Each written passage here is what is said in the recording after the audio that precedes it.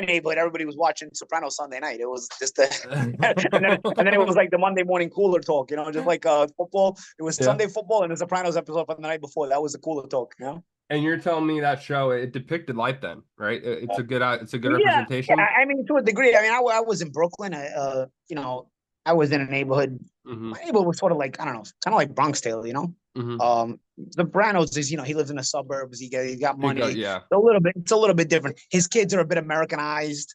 Like, Yeah. I feel like that's more modern than it is back in the day. Back in the day, we weren't so much Americanized. We were kind of like Italian American with our own culture. I feel like now Italian American kids are more so just Americanized, and they'll rah the Italian culture, but they're not actually going to fight you for it. Yeah. So I don't know. But I did still, send you the video of the kid that was at my house randomly with that was talking about the tassels. Yeah. Oh, yeah. It was so random. I'm out of town for the weekend. There's a party at my house, and my friend goes, "This fucking kid from New York asked me, do you know malignaggi?" And he's like, "You're never gonna fucking guess who lives in the room right there." He's like, "No way." And then he sent me that video and he's talking about the tassels. I've never thought about like that's something that resonates. He's from Rochester, by the way, not Upstate. Boston. Yeah. Upstate New York. Yeah. I'm just gonna cut to the chase. You ever met Adriana from The Sopranos? Yeah, I did. Yeah? I was at a restaurant one time, and the owner brought her to my table. I was with my people. She was pregnant. I remember she was pregnant. This is like 20 years ago. But just as an introducer, Yeah. just Yeah. But like just brought her to the table like to say hello. I think I was definitely a contender. I don't know if I was world champion, but yeah, she looked good, but she was She pregnant. still I looks good. remember. Yeah. But yeah, I met her like briefly, like for a second. It was like an introduction, like, "Hell, nice to meet you." Because it was a nice restaurant. It was Chris Santos from Stanton Social. Chris Santos was a judge was a judge on Chopped. Yeah, Artie Bucco was at my pro debut. I met him too. Artie Bucco. Okay, so how many people do you know from the show? Artie Bucco, I met. Tony Sirico, I met. Adriana, I met. I don't know. Never met Tony? Chris Moltisanti. By the way, Chris Moltisanti, he's in Bad Boys. Yeah. He's in the tire shop. He's in everything. And he's also in he's Spider and Goodfellas. Yeah, no, Spider. Yeah. Yeah. But you never met James Gandolfini? Never met James Gandolfini, no. I didn't meet James Gandolfini. Sirico, I met several times. He was a big boxing fan. Sirico was a big Miguel Cotto fan. Tony Sirico loved Miguel. Oh, really? Yeah. Yeah, it was a big Miguel. And was he exactly the same in real life? Yeah. He's a big guy too. Like, honestly, like these guys, some of these guys are bigger than you realize. So Rico, he was pretty. I remember, like, physically, he was big, and Rico was also from my neighborhood. He still used to cut his hair in my neighborhood. Oh, really? Later in his life, So the barbershop in Bensonhurst. He was from Bensonhurst. By the way, So Rico was a good character. He was in a lot of those. That whole cast of characters. They weren't a lot of mafia movies back then, because that was like sort of the go-to to create those guys. Frank Vincent just shows up in season 4. He just shows up in season 4. I'm like, of course, Frank Vincent. Frank Vincent's there. Like Buscemi. It was a great show, man. It was good for its time. It really was. You got a favorite character? My last question. Why weren't you in it? Nobody approached. Why wasn't I? I'll tell you what. I remember turning pro in 2001, and Lou DiBello, who was a big flapper. He was my promoter, and Lou is the kind of guy you can hang out with, and he's great to hang out with. But doing business with him is probably a no go. But Lou is a character. He's actually entertaining to be around. He's fun to be around as long as money's not involved.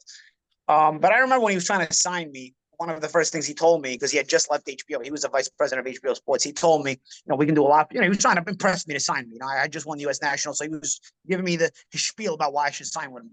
Mm-hmm. And one of the things he told me, because he was a big deal at HBO, he was the impresario at HBO Sports, so he was a big deal. So him becoming a promoter was a big deal in boxing at the time, And it worked for me because I was in New York. So I thought, like, okay, this guy was a big deal at HBO, now was becoming a promoter. I'm kind of turning pro at the right time. I felt at that time. And one of the selling points he gave me was he was going to put me on Sopranos. He was like, "Oh, you got a great look for Sopranos." Remember, this is 2001. This is right in the middle of the Sopranos going on. Yeah. And all the things, that was like a big selling point for me, bro. Because my whole neighborhood watched Sopranos. Yeah, you can get me fights. You're part of history at that point. I'm 19, 20 years old. So you can get me fights. Yeah. They're all selling me on you can get me fights, but nobody's selling me on you can get me on Sopranos. Get me on Sopranos. My whole neighborhood watches Sopranos. You get me on Sopranos, bro. The whole neighborhood. I'll be king in Bensonhurst. You know. So I'm on season 6, and there's not one box. I think there's one boxing sub. I don't even know if there's a boxing sub. But even if I'm not a boxer, you can put me on there and anything, you know, like. Yeah. And he was like, "Oh, we're gonna get you to Sopranos, bro." That was the only time it ever came up. He just said it, never even tried. As usual in his case. You could have been one of Chris's goons, I feel like, or you know. It could have been so different. Oh, you know who else I met in a club? I hung out with him one time. Jackie Abril. Oh, Jackie, yeah. Lil Jackie. Back the time when he was on, Lil Jack, when he was on the show weekly, it was like during his run. Yeah, he had a run. He had a run for sure. He was big in the New York club scenes, and I was going out in the New York club scene at that time. Yeah, we hung out one night. And also Lilo Brancato, because he's also in Bronx Tale. He's in Sopranos too, but he's more known for Bronx Tale. I know Lilo. I know Lilo to this day. Actually, Lilo's a straight New York guy character, you know. Mm-hmm. But good guy. Actually, me and Lilo speak every once in a while. He's actually I see his podcast. Very talented. Yeah, Lilo's very talented. He's been through a lot. I did a scene with Lilo in a small movie. Lilo's very good actor. I mean, you know, honestly, Omerta, right?